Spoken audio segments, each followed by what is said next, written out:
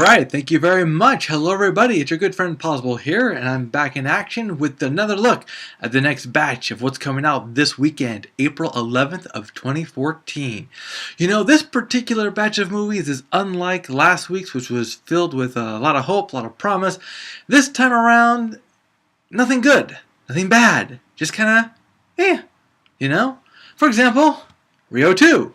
You know, Rio 1 was okay. It had the usual cliches of boy meets girl, girl resists boy, and then boy does something. And boy, of course, is an awkward guy. He's not this, guy a girl would normally fall in love with, but something happens, and all of a sudden there's love in the air, and they get together.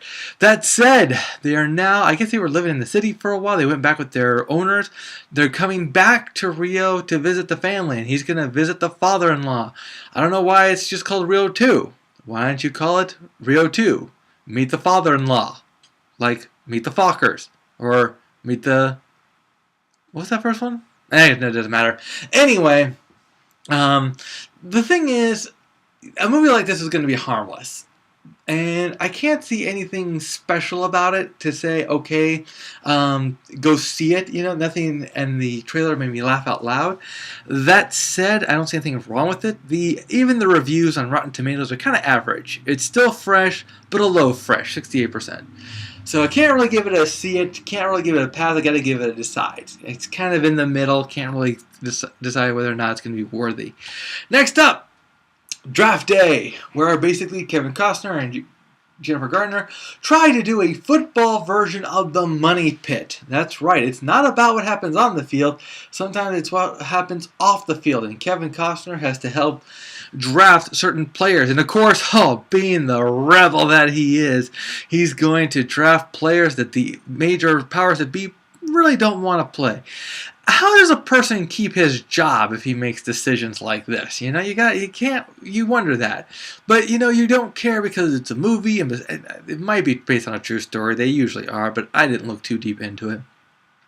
Ultimately, this is a chance for those NFL fans who have been saving up their money for the NFL seasons 4 months from now, can spend a little bit of that coin right now on a movie like this. Is it going to be worthy, though? It hasn't really been screened yet. No real honest reviews. Rotten Tomatoes still has it at dash lines and all that. It still gets to decide. I know I ripped on it a little bit, but let's be honest. Movies like this are pretty good. They can be intense, they have their boring moments, and they just try to have a candid look at what it's like behind the scenes. So if you're a big football fan, I recommend it. Even if you're not a football fan, if you like the drama and stuff like that, go for it. Draft Day, again, not a see it, not a pass, a decide, a think about it. A little bit more information needs before we go for it. Last up, I can't even pronounce this. Oculus. Okay.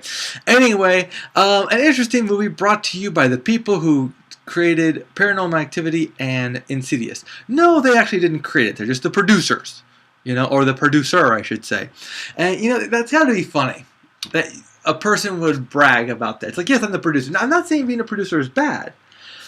But a producer really has very little to do with the quality of a movie, in my opinion. Now, I could be wrong. I always give it to actors, directors, editors, writers.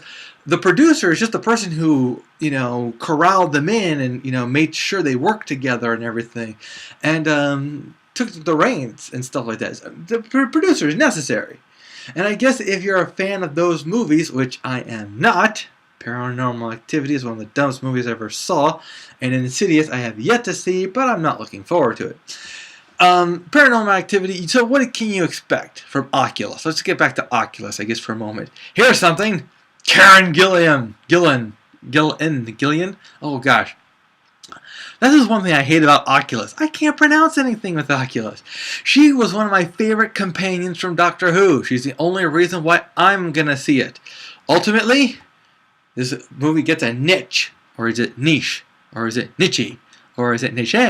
Again, what is it about this movie that has destroyed my ability to pronounce words? Not that I ever had it to begin with.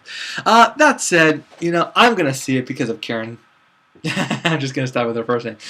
With Karen. I give it also another decide with a see it, because despite so far on Rotten Tomatoes, it's 100%. The movie's still up there as having great reviews. I've yet to find a bad review of it. But I really think you have to like this kind of movie. You know what it's going to be. It's about a girl whose brother is accused of murder. Now she has to prove that supernatural forces actually killed the person by investigating every horror cliche you can imagine. Things that go bump in the night.